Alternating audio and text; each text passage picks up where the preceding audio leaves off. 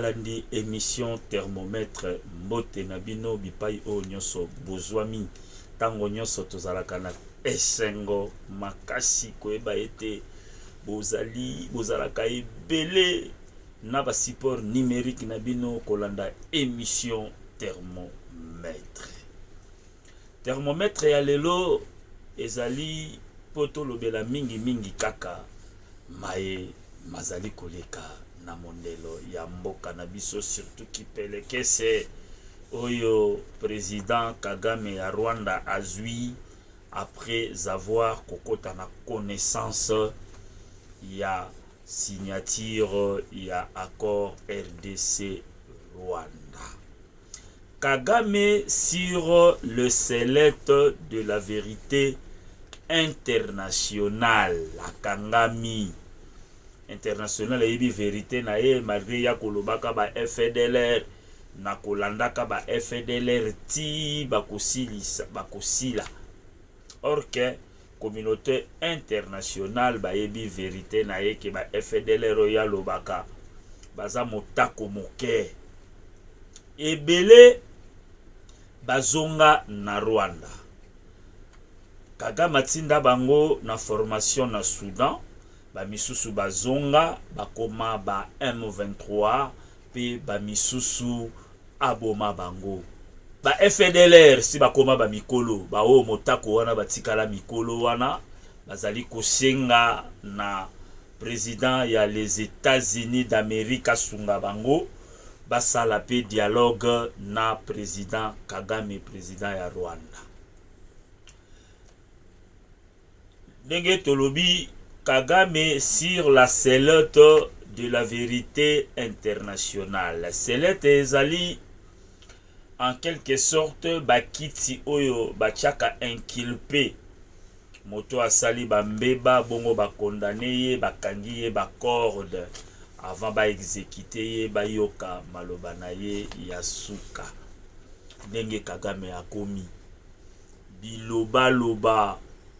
Alors biso ba Congolais tozo comprendre ti selon banguna ya mboka ndenge bazali ko balusa ba version ya accord signé le 25 juin na Washington entre les deux ministres des Affaires étrangères de la République démocratique du Congo et ministre des Affaires étrangères ya Rwanda. Nulle part na kati ya accord wana to bandeli koloba balobeli partage de minerais, partage de terrain minier ou quoi. Eza kaka accord ya paix. Accord wana pe eza économique te. Na kati ya accord wana o toloba ki pe mikolo uti koleka la mission utaki koleka, il faut respecter l'intégrité territoriale ya moninga surtout ya République démocratique du Congo. Retrait immédiat ya ba troupe ndenge balobela ki yango na terme ya désengagement. Alors biso ba Congolais le quoi totanga na biso te ba osakanaka na mutu na biso na bato ba kotangela ka biso.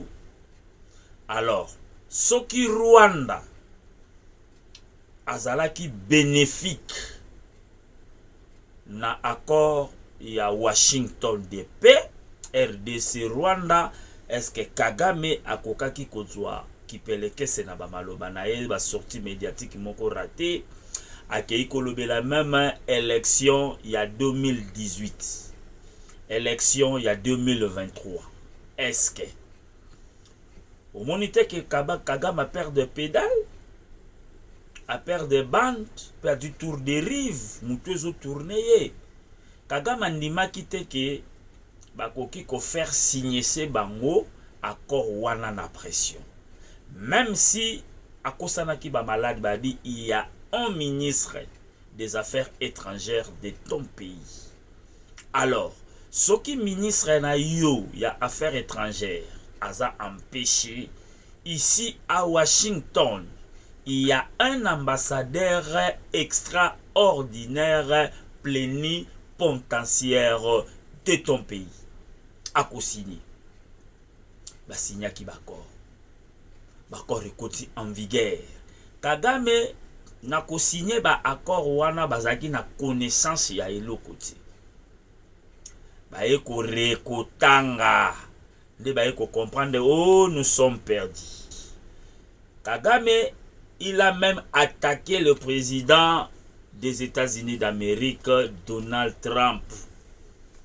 Yakoloba ba dit n'importe quoi que Donald Trump a pour République démocratique du Congo pour na ko isoler. Alors bi makambo belé na sortie médiatique na ye. Or communauté internationale ayebi mama be ebele o Kagame sa na République démocratique du Congo. Tolobaki na émission uti koleka président Donald Trump na sommet na Pays-Bas ya OTAN alobaki yango Rwanda akota na ba machette na République démocratique du Congo pona kosasa. Alobelaki yango communauté internationale boloba eloko te, mais moi j'ai le courage ya koloba yango. Ndenge balobaka na lopoto, c'est la fin qui justifie le moyen. Kagame azana ye na suka muselekete bakati ye mutu bongo mukila ezoningana mawa mingi. C'est la fin ya régime ya sanguinaire Kagame. Pendant plus de 3 décennies, Kagame a tué dans la République démocratique du Congo, derrière lui la communauté internationale. Il faut peut-être comprendre, ba makambo oyo ya ba Est, Amérique aza ignorante, ba Amérique wana ba bandaki ba jena bango ba mo basukishi. Amérique ba bandaki ba guerre na bango, et surtout les démocrates. Toka ki président Donald Trump alobi yé heureusement alongwaki. Ce qui est à continuer qui deuxième mandat na ende ba guerre e komi boete. Et loko musuya mutuya oyo biso ba oyo to kanga pendant campagne na ye ya magistrature oyo auti kozwa oyo moi au pouvoir il y en aura plus de guerre na planète Terre. Tout le monde en partout Amérique azotia mutu. Na Soudan kuna déjà cessé les faits. Na Moyen-Orient cessé les faits. Iran, Israël cessé les faits. Donc la guerre kozala sous mandat il y a Donald Trump. Et puis le batimusu baye bakate que Donald Trump c'est un chrétien. C'est un chrétien oyo a organisé ba full gospel ba kilti oyo ezalaka accompagné na dîner. Bazote ya bino kuna bozobuku ta mwa mukuwa bolia mwa loso mwa musuni boye na boye. C'est un chrétien ya solo. Et puis il a une mission na mokili pour na kosilisa la guerre oyo ezali imposé injustement surtout na ba pays ya Afrique. Ba république musclé surtout na ba propos pe sortie médiatique inutile ya président rwandais Paul Kagame ba tebele ba répondre ye ministre nabiso ya média information Patrick Mouyaya a répondre ye ba classe politique ebele ba société civile ebele ba répondre ye et puis Jean-Pierre Bemba le ministre ya transport pe a répondre ye oyo tokangi surtout ya Jean-Pierre Bemba.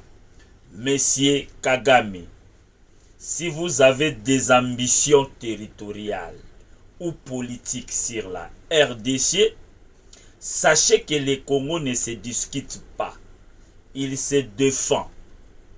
Et nous sommes prêts. Le pouvoir du peuple congolais ne se manie pas. Il ne se négocie pas. Il s'impose. Tala Maloba, il y a ministre, il y a transport Jean-Pierre Bemba, aza clair. Alobi Kagame sokozala ba ambition. Il y a ba territoire, il y a ba politique. Na RDC, yeba ke Congo bako discutaka yango te pe bako défendre yango pe biso tozali prêt to bongami pour na pouvoir oyo ya peuple congolais toko mandiete toko sala mendicité te toko négocier pe toko s'imposer. Sénateur Jean-Pierre Bemba repli musclé. Et puis tu comprends que depuis Kagame a sali sortie médiatique na wana oyo zangatina selon ba source ba correspondant musu tozana ngo balobi paraît-il que wana to jango entre guillemets a dû appel téléphonique ya gueule ya président Donald Trump yango to moni depuis wana ti mikolo alobi lisusu te azaki nde frustré tour de rive mutu ezotambola ya mona tia wapi akenda wapi atia mutu wapi wapi.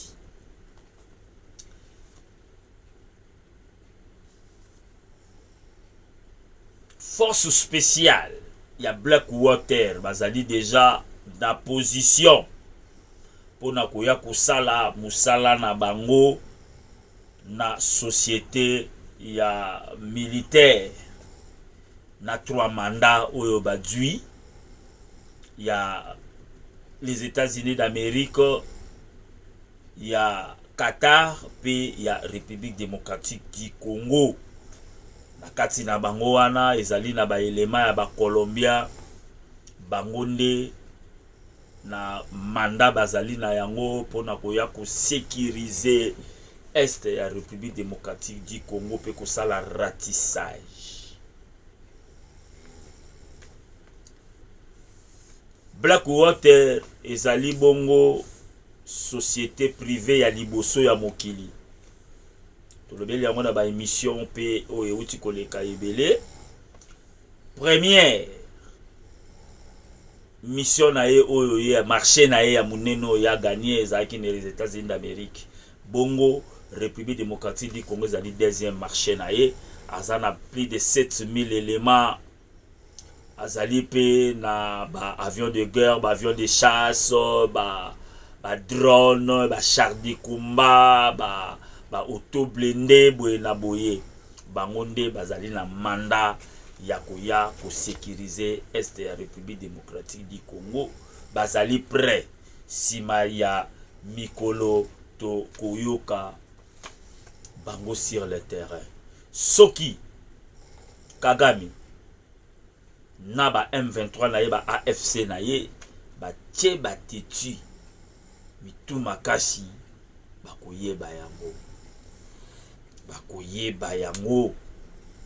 En plus Rwanda azali na dernier avertissement il y a 30 jours pour na retirer ba élément na ye na est ya République démocratique du Congo to akosala face na ba puissance ya peuple ou bazali debout pe appuyer na ba armée spéciale ou ba force spéciale ou ezali koya ba Blackwater boye na boye pona kosilisa mobulu lokwa yozo kotia teti ba pesi yo avertissement ya 30 jours banda kobonga maluka ba poche wapi epai ba élément na ya M23 bazali kolongola bango komema bango déjà pour FDLR yo betaka tolo wana to yebite ka yo mto yebi place bazali.